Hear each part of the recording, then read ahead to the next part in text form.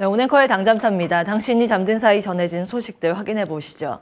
최근 들어서 제2의 모건 스탠리 사태, 금융 위기 사태를 막기 위해서 각국의 정부와 기업들이 대동단결하고 있습니다. 크레디트 스위스 위기설 일지를 좀 쭉 작성을 해봤는데요. 급한 불을 꺼 나가고 있는 과정이죠.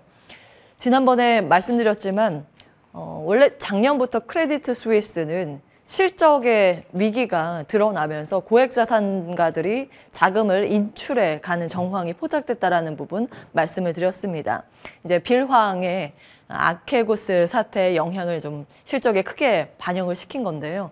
그리고 나서 다음에 또 드러난 게 2021년, 2022년 보고서에서 또 중대한 취약점이 발견하면서 정말 이게 파산까지 가는 건 아닌가라는 우려감으로 유럽, 미국, 우리나라 증시까지 연쇄 파격을 받았습니다. 그런데 굉장히 이제 중앙은행과 정부가 발빠르게 대응을 하고 있죠. 유럽 장 마감 후에 스위스 당국에서 이 크레디트 스위스 유동성 안전을 보장할 것이라고 발언을 하자 그리고 나서 시장이 조금 한숨 돌리는 모습을 보이기도 했습니다. 간밤 또 추가된 내용 가장 위에 정리해 봤는데요. 스위스 중앙은행에서 우리나라 돈으로 환산하면 70조 원 정도까지 조달을 해줄 수 있다고 발언을 했습니다. 지금 당장 이 자금을 다 투입을 하겠다는 건 아니고요. 상황 보면서 정말 심각하다, 필요하다 하면 그때그때 자금을 수혈해 주겠다고 이야기를 한 겁니다. 그리고 이 CS 최대 투자자가 사우디 국립은행이죠. 여기에서 우리 지원 안 해줄 거야 라고 하면서 당시에 또 시장이 출렁이는 모습 보였었는데 사실 이게 이번엔 처음 했던 얘기는 아니고요. 그동안 지속적으로 했던 얘기인데 왜 이렇게 시장 반응이 컸냐라고 하면서 이제 시장 달래는 발언들을 이쪽에서 더 했습니다. 그러면서 우려감들이 이제 수면 아래로 가라앉는 모습을 증시 상황에서 반영을 시켰습니다. 간밤 유럽 증시 대부분 이제 상승 마감에 성공을 했습니다. 프랑스 깍 지수는 2%의 강세 흐름을 보이면서 마무리가 됐습니다. 말씀드린 것처럼 크레디트 스위스 우려는 일단락됐습니다. 여기가 이 SBB보다 자산 규모가 4배 이상 크기 때문에 전 세계 이목이 좀 집중이 됐는데 이제 소방수 역할을 중앙은행 쪽에서 하자 안도감이 퍼졌습니다. 그러나 이때 이제 ECB 통화정책회의가 있었죠. 어제 중요한 관전 포인트로 말씀을 드렸는데 이렇게 은행 위기 징후에도 불구하고 50bp를 인상키로 했습니다. 원래대로 강하게 빅스텝을 이제 밟은 건데요. 두 가지를 생각해 볼 수 있습니다. 이렇게 금리 인상을 해도 괜찮을 정도로 경기가 버틸 수 있는가라는 부분, 이제 긍정적인 측면인데요. 이쪽은 사실 이제 중립적인 내용입니다. 은행의 혼란보다 인플레이션, 물가 잡는 게 더 시급하다고 판단을 했기 때문에 금리 인상을 강하게 한 것으로 풀이가 되고 있습니다. 여기에 집중을 한다면 이제 호재거리로 인식을 할 텐데 이쪽에 집중을 한다면 이제 불확실성 측면으로 대두가 될 겁니다. 시장 이후의 방향성 계속 따져보셔야 하는 이유기도 합니다. 자, 이렇게 유럽권의 크레디트 스위스 위기설이 일단락되는 듯한 모습이 나타났지만 간밤 미증시 장 초반의 분위기는 살짝 다소 이제 험악했습니다. 다우지수 기준으로 봤을 때는 100포인트 정도까지 더 밀리는 모습을 보였으니까요. 꽤 깊은 낙폭을 시연하면서 미증시는 출발을 했습니다. 그 당시에 은행권, 특히 중소은행권의 급락으로 출발이 됐거든요. 퍼스트 리퍼블릭 30% 이상 급락이었고요. 다른 중소형 은행권도 10% 안팎의 급락세를 나타내기도 했습니다. 물론 이 보시는 것처럼 지수가 완전히 방향을 틀면서 강한 상승세를 장중에 시연하는 모습이었고 종가가 고가였죠. 나스닥 지수 기준으로 봤을 때는 2.5%가량의 상승권이었습니다. 그리고 이런 은행권들도 다 돌려 올라가면서 낙폭을 만회하고도 큰 폭의 상승세였습니다. 이것으로만 기준으로 봤을 때 저점 대비했을 때 이 하루의 변동폭이 50% 정도가 됐으니까요. 굉장히 에너지가 후반에 강했다는 걸 확인해 보실 수 있습니다. 내용 정리해 보겠습니다. 왜 이렇게 뒷심이 강했을까? 이겁니다. 4대 은행들이 다 힘을 모아서 우리가 도와줄게 라고 선언을 했습니다. JP모건, 시티그룹, 뱅크 오브 아메리카, 웰스파고 이 4개의 4대 은행에서는요. 각각 50억 달러씩 도와주겠다고 이야기를 했고요. 골드만삭스, 모건 스탠리 각각 25억 달러, 나머지 10억 달러 이렇게 해서 총 11곳의 은행이 푸마시 구제 금융을 선언했습니다. 총 우리나라 돈으로 따지면 40조 원까지 도와줄 수 있다라는 내용입니다. 굉장히 이제 절묘한 설계라는 평가가 나오고 있습니다. 왜냐하면 어제도 말씀을 드렸지만 사실 지금 금융 리스크를 잠재워야 하고 연준의 신뢰 문제가 깨지지 않아야 하는 정말 이 두 마리 토끼가 잡기가 어려운 그런 정부의 입장이었는데요. 미국 정부가 SVB 쪽 시그니처 뱅크 파산을 빨리 결정을 하고 이 두 곳보다 자산 규모가 큰 14위 은행이죠. 퍼스트 리퍼블릭에 대해서는 정부가 직접 돈을 투자하는 방안보다 우회적으로 이렇게 민간의 지원을 유도하는 방법을 쓴 겁니다. 어제도 이제 말씀을 드렸지만 연준은 과연 지금 이 금융 시스템 우려를 불식시킬 만한 금리 인하 카드를 꺼낼 수 있을까? 진퇴양난이라는 점 체크해드렸죠. 그 이유는 지금 인플레이션 여전히 좀 더 잡아야 하는 그런 국면이고요. 그 금리 인하 후에 나올 후유증, 물가 상승이나 자산 버블, 또 하나가 신뢰 문제, 연준의 신뢰 문제인데 특히 이제 모럴 해저드 부분이죠. 만약에 정부가 나서서 이 문제를 빠르게 해결을 해주고 돈 지원을 다 해주겠다라고 하면 각 은행들이 그러면 다 연준이 나중에 도와줄 거야 하면서 경영적인 측면에서 방만 경영을 할 수 있겠죠. 그래서 이제 원성이 자자하고 시민들의 입장에서는 왜 내 세금으로 자체적으로 경영 잘못한 저런 은행들을 도와줘야 해? 라고 할 수 있습니다. 정치권 이슈까지 불거질 수 있는데 이것을 이제 염두에서인지 어쨌든 연준이 직접 나서는 방안보다 재무부가 직접 나서는 방안보다 이렇게 우회적으로 민간이 움직이는 방안으로 채택을 하고 있습니다. 다만 이런 수준이 언발의 오줌 누기라는 표현으로 이제 반대 측에서는 다 해결이 안 될 것이라는 의견도 많습니다. 그리고 지금 채권 시장의 변동폭이 2008년 금융위기 이후 최대폭을 최근 나타나고 있는데요. 누차 이제 말씀을 드렸지만 시장의 규모, 사이즈가 주식시장보다는 채권시장이 미국은 훨씬 더 큽니다. 그래서 채권시장이 사실 더 이 변동성에 민감하게 반응을 하고 그렇기 때문에 채권의 반응이 굉장히 중요한데요. 이런 것들을 미루어 봤을 때는 이 사태가 완전히 끝난 건 아니라는 의견도 있습니다. 앞으로 은행 사태가 다른 쪽으로 확산되는지 여부는 꼼꼼히 체크해 보셔야겠습니다. 히트맵 나와 있습니다. 대부분의 종목들 이제 상승부를 환하게 키는 모습이었고요. 특히 빅테크 부분이 정말 강했고 플랫폼 업체, 소프트웨어 개발 업체까지 오늘은 동시에 급등을 했습니다. 또한 이 반도체 강세가 두드러졌는데요. 이들을 장악했던 이슈는 AI였는데 따로 이것은 다음에 정리를 해보도록 하고 태양광 쪽이 조금 부진했습니다. 특히 중국 쪽의 노출도가 큰 기업, 솔라이즈나 징코솔라, 썬런 같은 기업들의 낙폭이 시장 대비했을 때 훨씬 더 크게 나타났습니다. 그 이유는 이것 때문이었는데요. 예고해드렸던 초안 발표가 있었습니다. 유럽연합에서 2가지 친환경 에너지와 관련된 법안을 보셔야 한다고 그동안 말씀을 드렸죠. 핵심 원자재법, CRMA, 그리고 넷제로법, 탄소중립산업법, NGIA라는 법안입니다. 이 초안이 일단 공개가 됐는데 공통점을 먼저 정리해봤습니다. 친환경 전환에 필요한 EU 공급망 확보에 초점. 즉 쉽게 이야기해서 다른 데서 만들지 말고 중국 쪽에서 하지 말고 우리 EU 이 구역에서 한 것을 우선시하겠다라는 IRA와 거의 비슷하죠. 그리고 다만 이것이 일단 우리는 이렇게 할 거야 목표 잡고 있어 라는 선언적 성격이기 때문에 실제로 이후에 이 유인 제재에 대해서 나오는지 여부는 확인이 필요해 보입니다. 이것을 지금 100% 가능성을 놓고 다 적용이 된다라는 측면은 아니고요. 초안이다 보니 이렇게 목표를 잡고 있다라고 이해를 하시면 되겠습니다. CRMA 부분이 이제 위쪽인데요.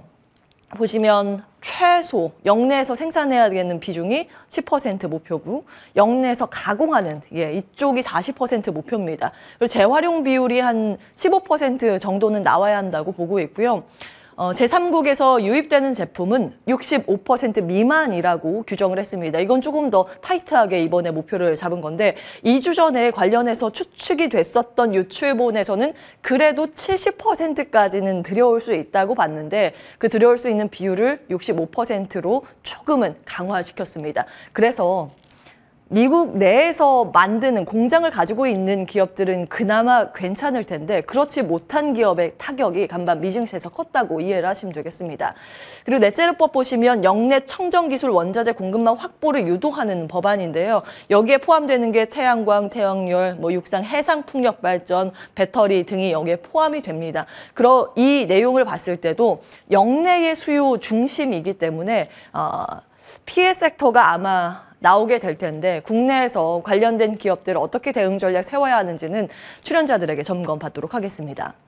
AI 이야기 가볼까요? AI는 여전히 시장에서 꿈의 산업을 넘어서 긍정적인 평가가 월가에서 나오고 있습니다. 월가의 투자은행이죠. 서스퀘어나가 이번에 인텔과 퀄컴과 스카이웍스에 대한 투자 의견을 상향 조정했는데요. 그 근거는 이겁니다. 지금 GPT의 인기로 인해서 AI 하드웨어가 부족하다는 보도가 나오고 있습니다. 특히 이제 마이크로소프트 같은 경우에는 오픈 AI에서 챗GPT 연구를 해야 하기 때문에 막대한 규모의 슈퍼컴퓨터를 구축해줬는데요. 이 GPT 기반 사용량이 증가하다 보니 계속해서 이제 트레이딩을 시켜야 하다 보니 AI 하드웨어가 부족한 현상이 지금부터 나오고 있다라는 보도입니다. 그리고 구글 같은 경우에 사실 자체적으로 반도체를 만들고 있죠. 그렇지만 이제 마이크로소프트는 자체 반도체 비중이 워낙 적다 보니 다른 데서 더 끌어다 쓸 가능성이 보도되고 있습니다. GPU는 엔비디아, 이건 좀 많이 알려져 있죠. CPU 부분이 필요하다면 인텔, 네트워크 장비는 아리스타 네트워크스로 기대감이 모아지고 있습니다. 이 중에서 이러한 맥락으로 하드웨어에 대해서는 서스퀘어나에서는 저 세 종목을 주목을 했습니다. 간밤 등락률 좀 기입을 해봤고요. 이 아래 가장 우측에 있는 AI 소프트웨어는 민주식의 성격이 강하다고 말씀을 드렸습니다. 이를 제외하고 실체가 있는 반도체 테마, AI 개발 테마가 동시에 강한 상승세를 시현했다는 점 체크해 보시기 바라겠고요. AI 일정 남은 부분인데 엔비디아 GTC가 어떻게 나오게 되는지 엔비디아에 대해서는 엔비디아 측에서는 AI에 대한 전략을 어떻게 보고 있는지 엿볼 수 있는 내용입니다. 일정 체크해 보시기 바라겠고요. 마이크로소프트 AI 데이가 간밤에 있었죠. 그 내용도 잠시 후에 정리해 보도록 하겠습니다. 2월 23일 당잠사에서 이 밸류체인들 쭉 말씀을 드렸습니다. 위쪽부터 이제 아래쪽 보면 인프라가 아래쪽이고 우리나라는 아무래도 인프라 쪽이 더 많습니다. 반도체 분야는 GPU, 엔비디아, AMD 그리고 지금 채택률은 엔비디아가 좀 많은 상황이죠. NPU 같은 경우에는 앞서 말씀드린 것처럼 구글은 자체 NPU를 가지고 있고요.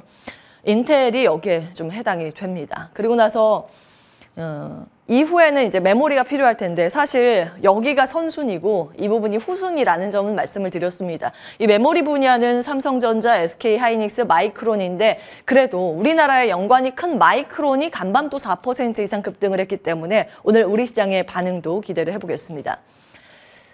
자, 이제 AI 데이 마이크로소프트에서 무엇을 공개했을까요? 그 내용도 정리를 해보겠습니다. 일단 최근 들어서 마이크로소프트의 강세가 두드러지고 있습니다. 1년 차트인데 최근 들어서 한 반년간의 강세가 좀 두드러지고 있는 상황이죠. 간밤 4% 넘는 급등세가 여기에서 나와 있습니다.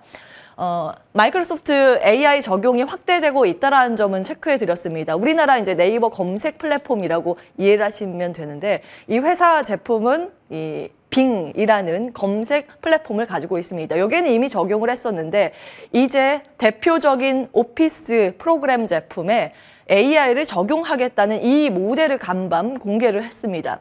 사실은 뭐 아시겠지만 이 검색 플랫폼은 구글이 압도적으로 마켓쉐어가 높습니다. 시장 점유율이 구글이 80% 이상이고 빙은 불과 3%. 그런데 최근 들어서 이 AI 챗봇 이 데이터를 추가를 한 이후에 이게 한 7%까지 올라가고 있다고 합니다. 그리고 이제 마이크로소프트 365인데 예전 이름이 오피스 365라고 아실 겁니다. 이거는 우리나라 회사에서도 굉장히 많이 사용을 하고 있죠. 이 점유율도 굉장히 높은 제품입니다. 여기에도 AI를 이제 추가를 해서 출시를 하겠다는 건데요. 파워포인트, 워드, 엑셀도 이제는 생성 AI를 우리는 이용을 할 수 있습니다. 예를 들면 자연어를 입력해도 이 PT 생성이 가능하고 문서도 작성하고 이메일 요약도 가능하다는 겁니다. 우리가 파워포인트를 만들 때 어떤 부분에 대해서 하나하나 이 프로그램 명령어를 대입을 해야 되죠. 그런데 날아가는 글자 이렇게 만들어줘 라고 우리가 말하는 자연어를 입력을 하면 그대로 이제 만들어질 수 있는 그런 프로그램이라고 합니다. 챗GPT에 대해서 GPT-4 지난번에 새로 공개가 되자마자 내용을 말씀을 드렸는데요. 이제 사람들이 사용한 후기들을 다시 모아서 추가 업데이트 내용을 올렸습니다. 시험 성적이 우수하다는 점 그때 같이 말씀을 드렸고, 이제 멀티모달이 주목이 크고 큰 그 항목이라는 점 체크해 드렸습니다.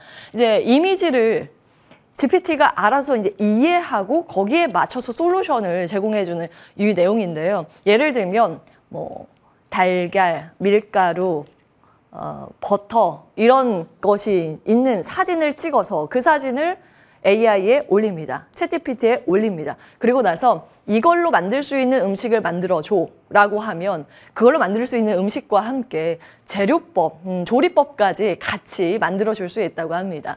그리고 시각장애인 길 안내도 가능하다는 점 그때 이제 말씀을 드렸는데요. 카메라로 이 휴대폰을 카메라 모드로 켜서 이 부분을 이렇게 스캔을 하게 되면 이 생성 AI가 그 상황들을 이미지 모드로 입력을 해서 변환을 시킨 다음에 앞으로 가세요, 옆으로 가세요, 앞에 무엇이 있습니다 라고 이제 장애인에게 알려주는 그런 서비스라고 합니다. 세금 자문 서비스도 가능하다고 하고요. 노트의 홈페이지 위에 메인에는 뭐 이렇게 제목을 달아주세요. 이렇게 아래는 이런 항목들을 만들어주세요 하고 그림을 딱 그려서 노트를 사진을 찍으면 이게 바로 홈페이지 프로그래밍으로 이 내용을 적용시켜서 만들어낸다고 합니다. 사실 앞으로는 이 적용 범위가 무궁무진할 것 같습니다. 관련해서 이제 기대감이 국내에서도 좀 모아지고 있고요. 크게 소프트웨어와 하드웨어 이렇게 영역이 나눠져서 진행이 되고 있습니다. 이런 움직임에 발빠르게 우리나라도 지금 대응을 하고 있는 상황이죠. 어제 보여드린 내용인데요. 어제 이 자리에서 전략적인 부분 딱 두 가지 말씀을 드렸습니다. 시스템 반도체 그리고 반도체 소부장이었는데요. 시스템 반도체 쪽에 앞으로 투자할 부분이 가장 크다는 점 어제 체크해 드렸고요. 주가의 반응도 좀 어제 있었습니다. 이 부분도 어제 이제 체크해드린 내용인데 삼성전자가 이제 시스템 반도체 공장 투자에 막대한 규모 예산을 좀 세우고 있고 용인의 최대 시스템 반도체 파운드리 단지를 조성한다는 내용. 여기에 대해서 투자 포인트는 앞으로 반도체 소부장, 소재 부품 장비가 얼마나 들어갈까, 그 기대감이 주가에 어떻게 반영이 될까라는 부분입니다. 관련주의 주가 반응 어제 아마 보셨을 것 같고요. 그리고 나서 이제 15일에 말씀드린 내용인데 시스템 반도체 쪽은 또 한 가지 우리가 짚고 넘어가야 할 부분이 시스템 반도체 허리 부분을 담당하는 디자인 하우스라는 점 체크해 드렸습니다. 사실 디자인 하우스에 대해서 우리나라 아직 분석 자료가 굉장히 많지 않기 때문에 어렵게 정리한 내용인데요. 여기에 해당되는 우리나라 기업은 AD테크놀로지, 코아시아, 가온칩스 등이라고 말씀을 드렸고 최근 들어서 이 이후에 주가의 급등이 나타나서 참 다행이다라는 생각을 하고 있습니다. 어제 급등했었던 종목들의 반응들 한번 체크해 보시기 바라겠고요. 아무래도 시스템 반도체 쪽이다 보니 이제 팹리스나 이 TSMC 밸류체인 등에 대해서 언급도가 많을 것 같아서 그 당시에 이 자료도 같이 정리해 드렸습니다. 한번 체크를 해보시기 바라겠습니다. 자, 오늘은 미증시에서 특징주 하나가 있었는데 나비타스 세미컨덕터라는 종목이 또 10% 급등을 했습니다. 최근 주가 흐름이 또 양호한 종목이기도 한데요. 이 기업은 차세대 반도체, 전력 반도체, 특히 GAN 쪽의 이 기업입니다. 그래서 혹시나 오늘 주가 반응이 있을까 해서 과거 데이터 좀 가지고 왔는데요. SK 체인 쪽은 RFHIC, DB하이텍이 질화 관륨 쪽이고 A프로와 아모센스 등이 여기에 해당이 됩니다. 함께 체크해 보시기 바라겠습니다. 자, 로봇 이야기가 굉장히 많습니다. 시간상 모든 내용을 갈 수는 없을 것 같고요. 빠르게 다음 화면 보도록 하겠습니다. 2월 13일 집중분석에서 로봇 전문 애널리스트 모시고 이야기를 나눴었죠. 하나금융투자의 김두현 연구원이었습니다. 그때 당시에 로봇 흔들리는 것 같지만 오히려 시장에 투자를 할 때 더 안정적으로 투자를 마음 편히 할 수 있는 쪽이 로봇이라는 이야기를 했습니다. 당시에 이야기를 했었던 게 탑으로 SPG와 레인보우 로보틱스를 이야기를 했습니다. SPG가 감속기나 모터 같은 이 부품을 만들면 이것을 레인보우 로보틱스가 받아서 협동 로봇을 완성시키는 구조라는 점 체크해 드렸고요. 이 두 종목은 그 이후에 50% 이상, 100% 이렇게 급등을 한 상황이죠. 그 이후로 볼만한 추가 관심주로 당시에 뉴로메카와 SBB테크 같이 언급을 했습니다. 같이 참고해 보시기 바라겠고요. 당잠사 이후에 이어지는 코너들을 챙겨봐야 하는 이유입니다. 그럼 자리 옮겨서 전략가들 체크해 보도록 하겠습니다.